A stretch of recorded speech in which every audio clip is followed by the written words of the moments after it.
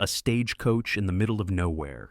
The wind howls, snow lashes at the windows, and the only thing louder than the storm is the silence inside. This is Quentin Tarantino's The Hateful Eight, a film set almost entirely in one room.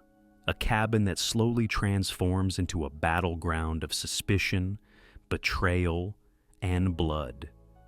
But there's one scene in particular, a tense dialogue-driven exchange that unfolds like a ticking time bomb, that elevates this movie beyond a snowbound western and into something truly timeless. How does Tarantino take a simple moment of people talking and turn it into a cinematic classic? And why does it still resonate years after its release?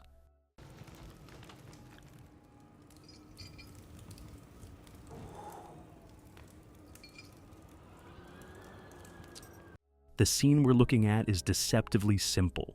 Characters gathered around a table, tension thick enough to cut with a knife. On paper, nothing big is happening. No gunfight, no explosion, just words. But Tarantino directs it like an orchestra conductor, building toward a crescendo. The camera doesn't just sit still, it prowls. It moves from face to face, capturing every twitch, every sideways glance. The audience becomes a detective, piecing together truths and lies through subtle performances. Tarantino uses wide shots to emphasize the claustrophobia of the cabin, then cuts into extreme close-ups, forcing us uncomfortably close to the paranoia boiling under the surface. The pacing is deliberate. Long pauses stretch out the suspense, like the silence before a gunshot. Every line of dialogue is a move on the chessboard. By the time a drink is poured or a chair squeaks, it feels monumental. What makes this scene stand out is how it traps us in the same room as the characters. We can't escape. We're watching a pressure cooker of mistrust reach its boiling point, and we know, inevitably, it's going to explode. This isn't just storytelling, it's cinematic claustrophobia, and Tarantino wields it with precision. Got me on that stagecoach, didn't it? Tarantino has always been known for his dialogue, but in The Hateful Eight, conversation becomes something deadlier than gunfire. Think back to his earlier works. In Reservoir Dogs, a casual debate about Madonna's Like a Virgin spirals into character revelation. In Pulp Fiction, a talk about hamburgers turns into a meditation on cultural difference.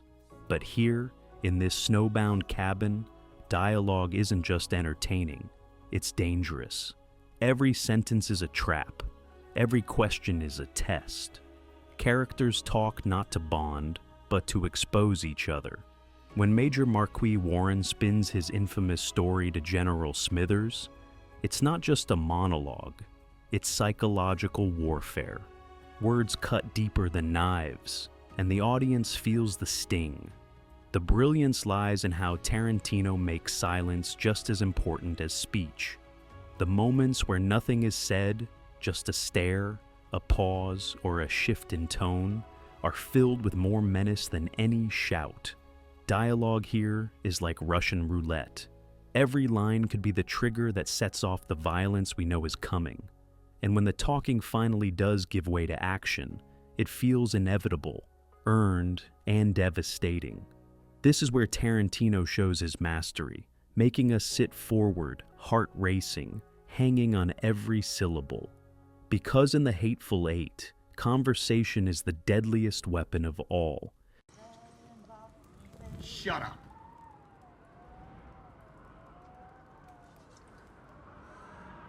What gives this scene its lasting power isn't just the tension, it's the themes simmering underneath. The Hateful Eight isn't just about 8 strangers trapped in a cabin.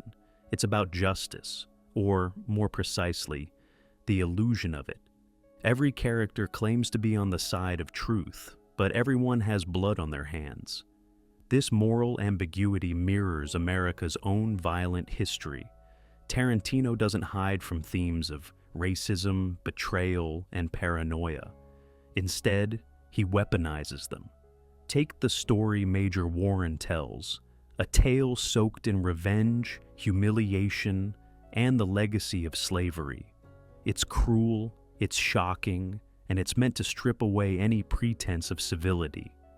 The cabin becomes a microcosm of a fractured nation, where old wounds are dragged into the light. The genius of this scene is that it doesn't preach. It doesn't spell out a moral lesson. Instead, it lets these themes bubble to the surface naturally, hidden beneath every sneer, every side-eye, every carefully chosen word. This is why the scene lingers in our minds. It's not just suspenseful, it's meaningful. It forces us to confront the ugliness beneath the surface, in the characters, and maybe even in ourselves.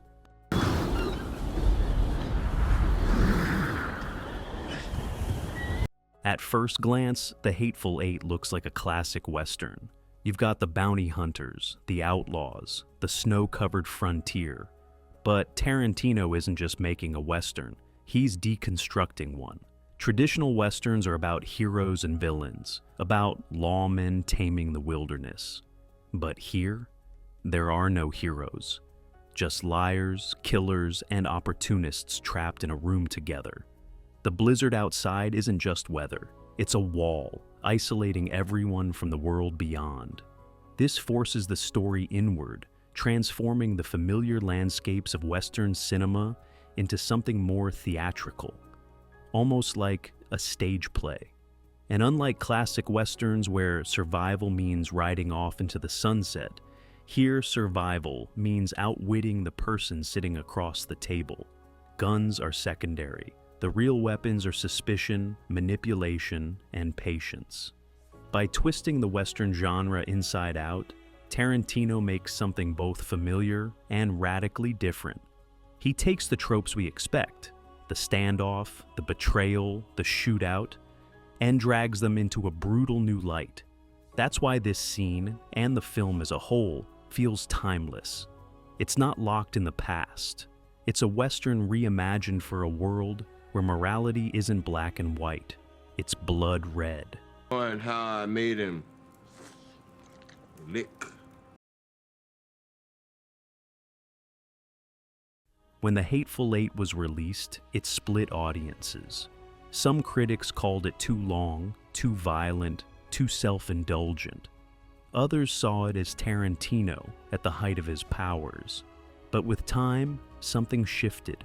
The very things some dismissed, the long dialogue stretches, the claustrophobic setting, the moral ambiguity, became the reasons the film endured. This scene in particular is a perfect example. What once felt like too much talking is now recognized as masterful tension building. What once seemed gratuitous is now hailed as bold storytelling. In an era of quick cuts and non-stop action, Tarantino's patience, his willingness to let a scene breathe, to let words carry the weight, feels radical. And audiences are beginning to appreciate it more with every rewatch.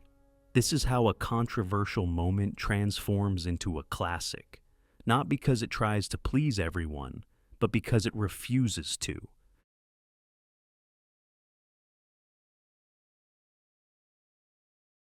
So, why does this scene endure? Because it's not just about what happens. It's about how it makes us feel. Suspense, unease, fascination. Tarantino turned words into weapons, a cabin into a stage, and a simple scene into something unforgettable.